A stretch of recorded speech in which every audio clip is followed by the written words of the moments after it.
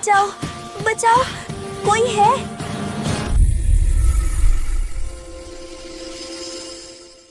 एक जमाने की बात है।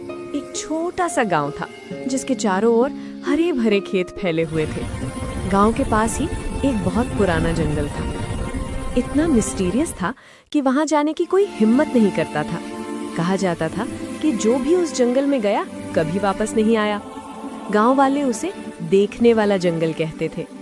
लोगों का मानना था कि वहां के ट्रीज इंसान की रूह तक देख लेते हैं और उसके सबसे गहरे डर और छुपे हुए राज सामने ला देते हैं। गांव के सारे लोग उस जंगल से दूर ही रहते थे, लेकिन लायरा नाम की एक जिद्दी लड़की थी जो हमेशा उस जंगल में जाने की सोचती रहती थी। उसकी माँ और गांव वाले हमेशा उसे समझाते थे। वे उन लोगों की कहानियां सुनाते थे जो जंगल में गए और फिर कभी लौटकर नहीं आए। जिद्दी और बदतमीज लायरा अपनी माँ के साथ रहती थी। किसी की बात मानना उसे बिल्कुल पसंद नहीं था। लायरा, स्कूल के लिए देर हो रही है। टीवी बंद करो और जल्दी से तैयार हो जाओ। इसे तो कभी पढ़ाई में मन ही नहीं लगता। आज अगर मन नहीं लगे तो कल के सपने अधूरे रह जाएंगे, समझी? पता नहीं मैं इस लड़की को कैसे समझाऊं है। जा रही हूं ना, इतना मत चिल्लाइए।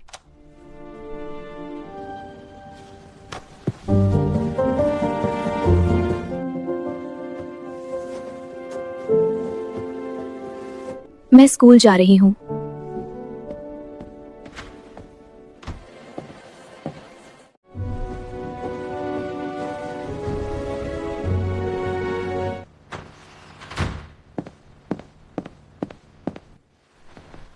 Good morning, ma'am. Good morning, students. Please take your seats, everyone. Thank you, ma'am. मैं सबसे पहले होमवर्क चेक करूंगी। सभी स्टूडेंट्स बताओ, होमवर्क किए हो या नहीं? मैंने होमवर्क किया है। लायरा, खड़ी हो जाओ। तुमने होमवर्क क्यों नहीं किया? हर दिन तुम्हारा होमवर्क पूरा नहीं होता। कल अपने पेरेंट्स को साथ लेकर आना। Okay, mom.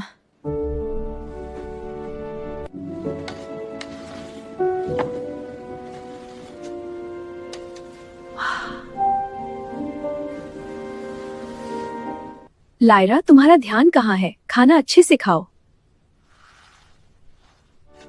माँ, लोग उस जंगल में जाने से क्यों डरते हैं?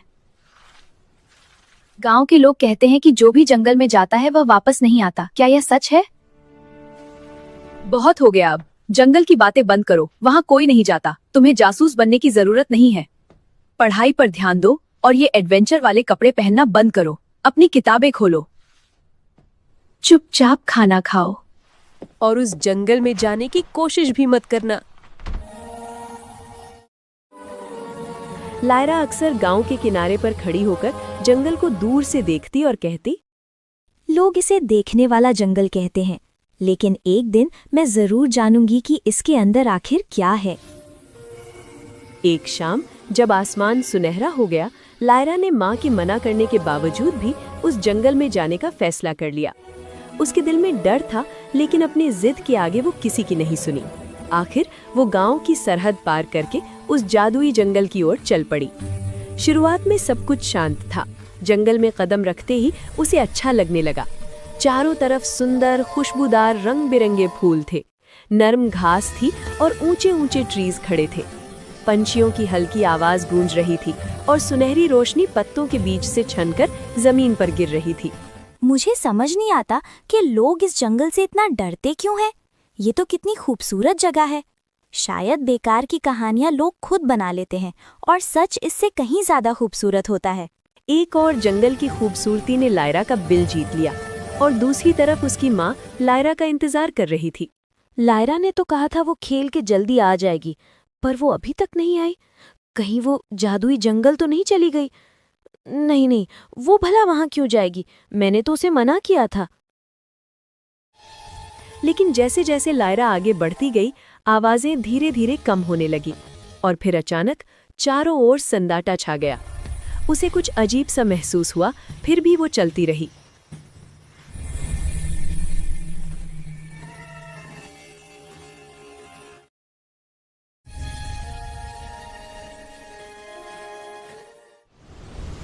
अचानक इतनी तेज हवा क्यों चल रही है? ये क्या हो रहा है?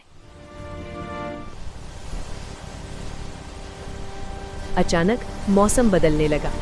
आसमान से सफेद बर्फ गिरने लगी और कुछ ही पलों में पूरा जंगल बर्फ की मोटी चादर से ढक गया।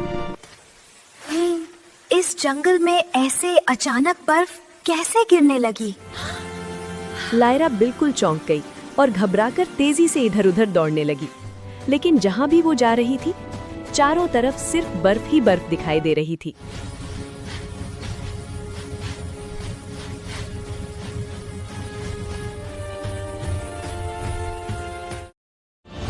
दौड़ते दौड़ते अचानक उसका पैर गहरी बर्फ में धंस गया और वो जोर से गिर पड़ी।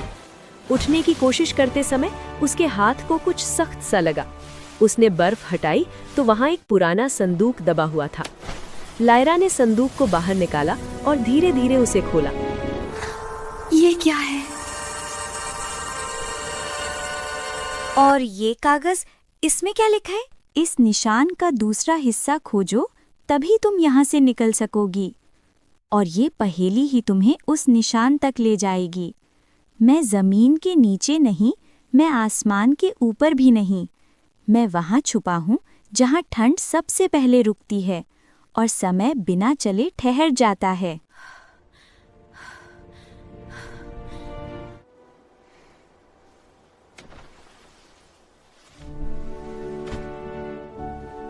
लायरा उस संदूक को पास के एक ट्री के नीचे रख देती है और निशान ढूंढने के लिए आगे बढ़ती है।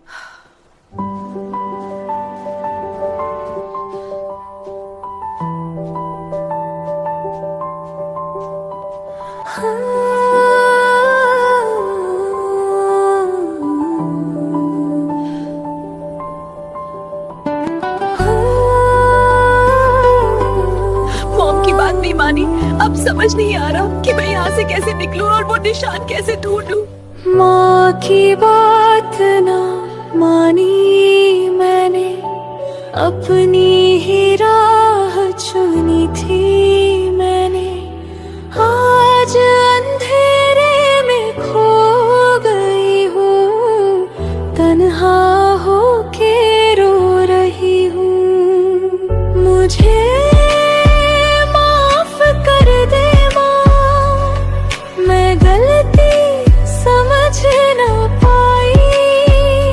तेरी छाया से दूर जाकर खुद ही मैं बिखर सी गई।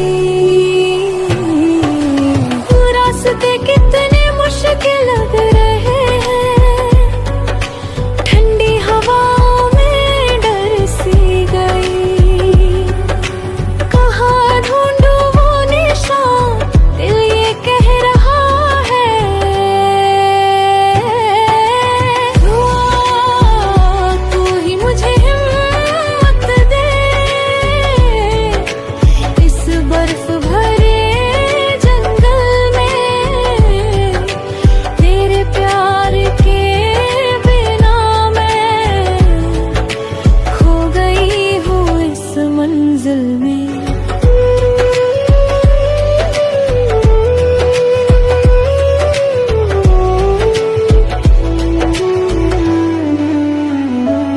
हाथ मेरे ठंडे हो रहे हैं, दिल भी थक सा गया है।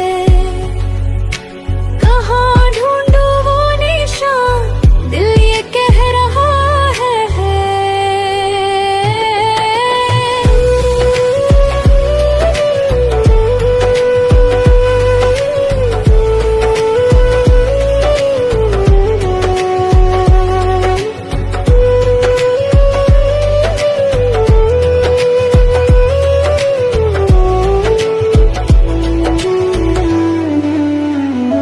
वो काफी दूर तक इधर-उधर ढूंढने के बाद तभी उसकी नजर एक ऊंचे बर्फ के ढेर पर पड़ी। ये बर्फ क्यों चमक रहा है? कहीं इसके नीचे तो उस निशान का दूसरा हिस्सा तो नहीं?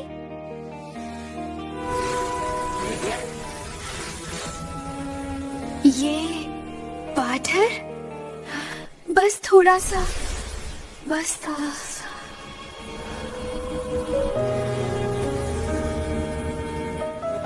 ये तो वही निशान है जिसे मैं ढूंढ रही थी। लायरा बड़ी उम्मीद से निशान का दूसरा हिस्सा लेकर जल्दी से संदूक के पास पहुंची और दोनों हिस्सों को जोड़ दी।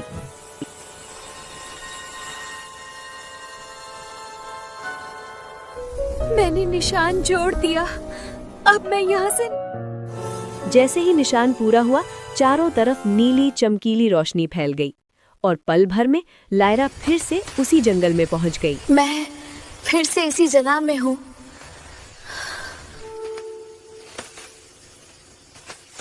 पता नहीं मैं यहाँ से कब निकल पाऊंगी। थोड़ा आगे चलती हूँ, शायद बाहर जाने का रास्ता आगे हो। इतनी देर हो गई है, लायरा अभी तक नहीं आई। मैं पड़ोसियों के घर जाकर देख आई हूँ, लायरा वहाँ नहीं है। रात होने वाली है, पता नहीं मेरी बच्ची कहाँ गई होगी। अब मैं क्या करूँ? मेरा दिल बहुत घबरा रहा है।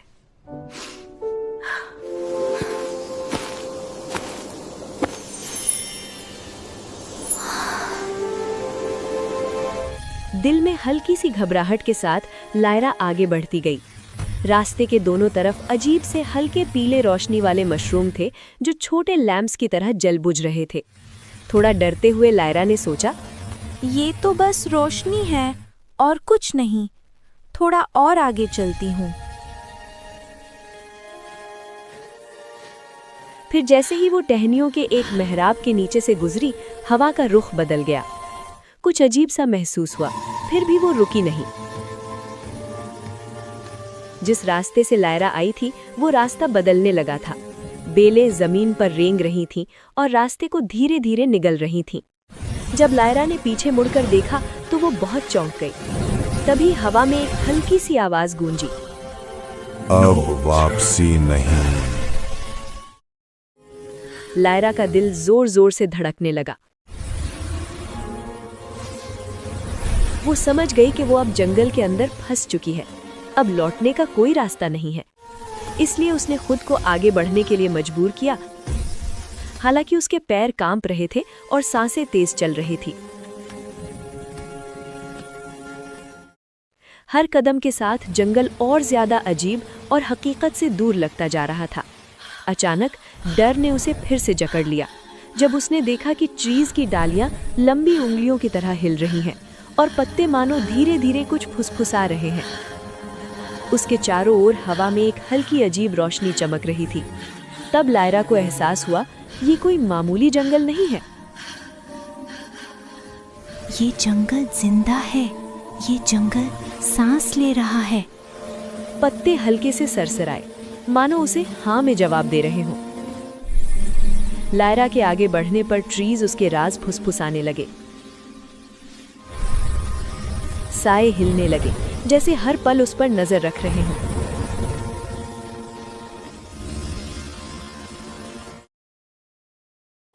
अचानक रोशनी कम हो गई और अंधेरा छा गया। फिर भी वो चलती रही। वो अब जंगल के भूल भुलैया में फंस चुकी थी, जहां हर रास्ता दूसरे रास्ते में मुड़ता जा रहा था। सब कुछ अजीब और खत्म ना होने वाला लग रहा था। उसकी रगों में सिहरन दौड़ गई जब उसने देखा कि हर ट्रीज, हर रास्ता एक सा दिख रहा है। घबराकर वो दौड़ने लगी, एक रास्ते से दूसरे रास्ते की तरफ। लेकिन जंगल और भी गहरा होता चला गया और तभी उसने धीमी आवाजें सुनी, तुम कमजोर हो, तुम फेल हो जाओगी, तुम इस जगह की नहीं हो। लायरा कांप गई। उसकी आंखें चारों तरफ देखने लगी, लेकिन वहां कोई नहीं था। आवाजें ट्रीज से, हवा से, हर तरफ से आ रही थीं। डर उसके दिल और दिमाग में भर गया। तभी उस गहरे अंधेरे में कुछ चमकता दिखा। इतने अंधेरे में ये क्या चमक रहा है? वाह, ये कितना सुंदर फूल है। ऐसा फूल मैंने कभी नहीं देखा।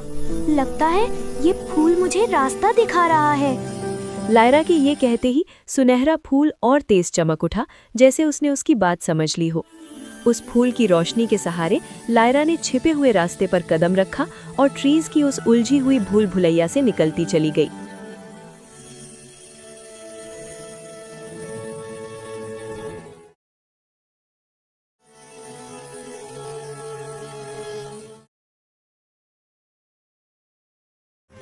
कुछ देर बाद वो एक तेज बहती नदी के किनारे पहुंची। पानी चांदी की तरह चमक रहा था, लेकिन उसकी बहाव बहुत ताकतवर थी, जो लायरा का रास्ता रोक रही थी। डरते हुए लायरा ने एक पत्थर पर जैसे ही पैर रखा, वो पत्थर डूबने लगा और वो जल्दी से वापस किनारे पर आ गई। उसने दोबारा कोशिश की, लेकिन वही हुआ। लायरा ने एक गहरी सांस ली और कहा, मैं ये नदी पार करके ही रहूंगी, चाहे कुछ भी हो। नदी की लहरें तेज बहुत है, मेरी राह को रोक रही है, हर कोशिश टूट रही है, आंखें भी धीरे धीरे रो रही है। पत्थर मेरे साथ न देते, पैर मेरे कांप रहे हैं, थक कर आज मैं हार गई हूँ, हिम्मत मेरे डूब रहे हैं। कोई मुझे थाम ले यहाँ इस बहती ठंडी धारा में, अकेली मैं डर रही हूँ अब इस अनजानी किनारा में।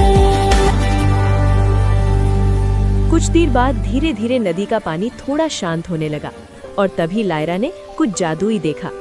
छोटे छोटे चमकते पत्थर एक एक करके दिखाई देने लगे, जो नदी के ऊपर एक रास्ता बना रहे थे।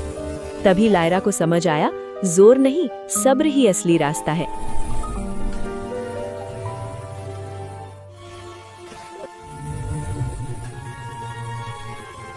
एक एक पत्थर का इंतजार करते हुए लायरा आराम से दूसरी तरफ पहुंच गई। जंगल और भी घना होता जा रहा था। वो डर के मारे चारों ओर देखने लगी। अंधेरे में नीले रंग के मशरूम चमक रहे थे।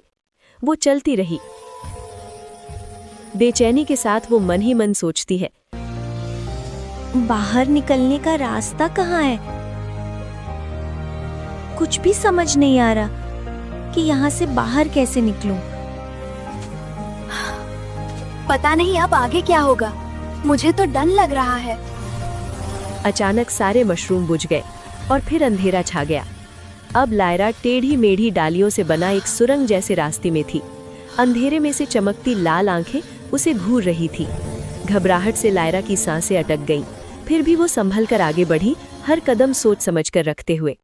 तभी अजीब सी डरावनी आवाज ट्रीज से आई। वापस ना, तुम इतनी मजबूत नहीं हो, वापस जाओ। Go back. You are strong enough. Lyra की धड़कनें तेज हो गई। वो वापस जाना चाहती थी, लेकिन हिम्मत करके वो आगे बढ़ती रही। उसके कदम कांप रहे थे, फिर भी उसने पीछे मुड़कर नहीं देखा। जैसे ही वो सुरंग से बाहर निकली, आंखें और आवाजें गायब हो गईं। ये सब उसकी हिम्मत की परीक्षा थी। फिर भी कोई रास्ता नजर नहीं आया। वो आगे बढ़ती रही, घबराई हुई, सहमी हुई। अब तक मुझे इस जंगल से निकलने का कोई रास्ता नहीं मिला। कहीं मैं हमेशा के लिए इस जंगल में तो नहीं फंस गई। फिर से रोशनी कम हुई और वो ऐसे जंगल में पहुंच गई जहां फूल हल्के बैंगनी रंग में चमक रहे थे, जो सुंदर भी लग रहे थे और डरावने भी।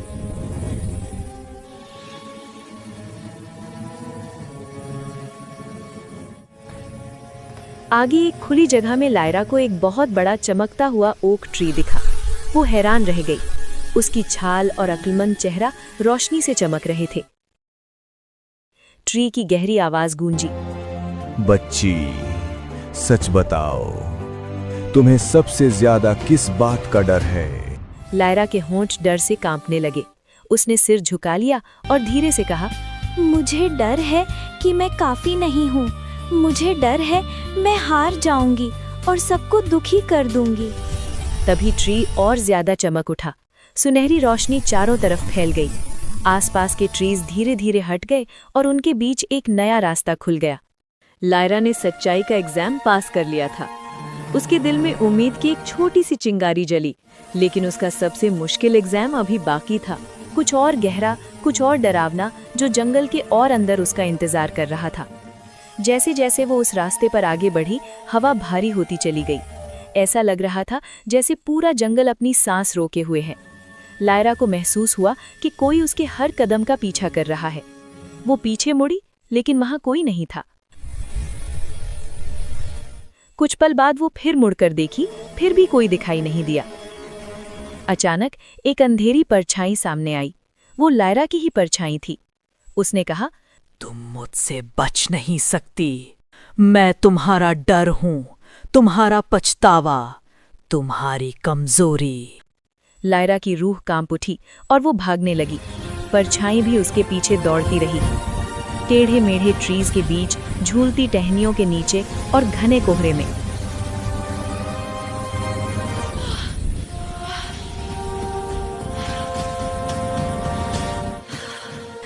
बचाओ, बचाओ, कोई है? तुम मुझसे बच नहीं सकती।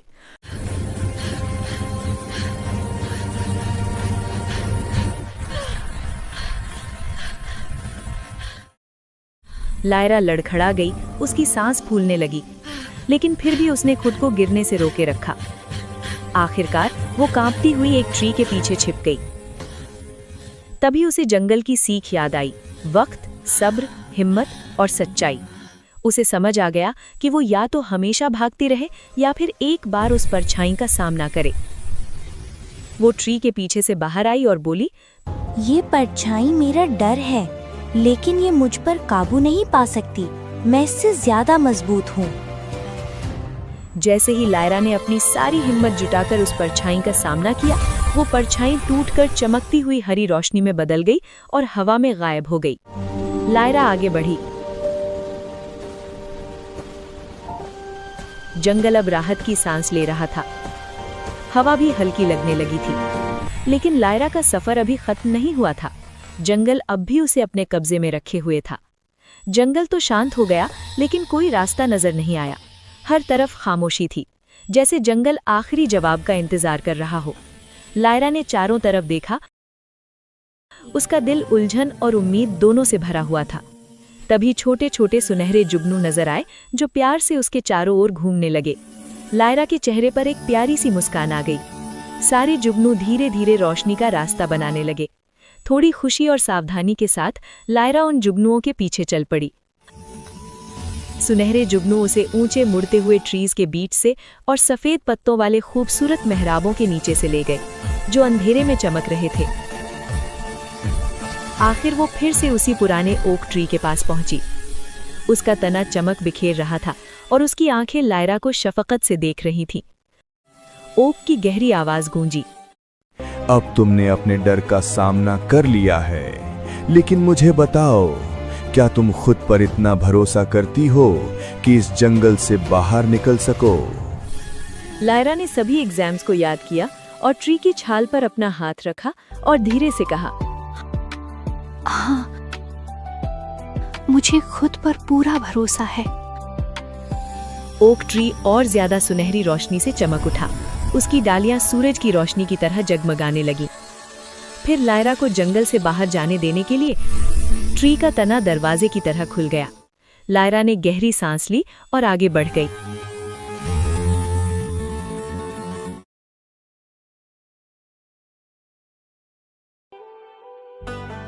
अगले ही पल वो अपने गांव के किनारे दूसरी दिन की सुनहरी शाम में खड़ी थी। उसने मुड़कर जंगल की ओर देखा। वो अब मजबूत और समझदार बनकर बाहर आई।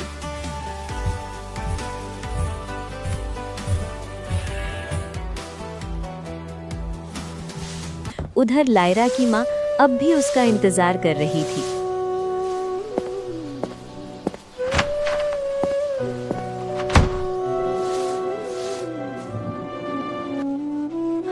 लायरा, तुम कहाँ चली गई थी? मैं आपके मना करने के बावजूद उस जादुई जंगल में चली गई थी। माँ, मुझे माफ कर दीजिए। मैं वादा करती हूँ अब से ऐसा कुछ नहीं करूँगी। क्या? जादुई जंगल? मेरी बच्ची, तुम ठीक तो हो? माँ, मैं आपको सब बताती हूँ।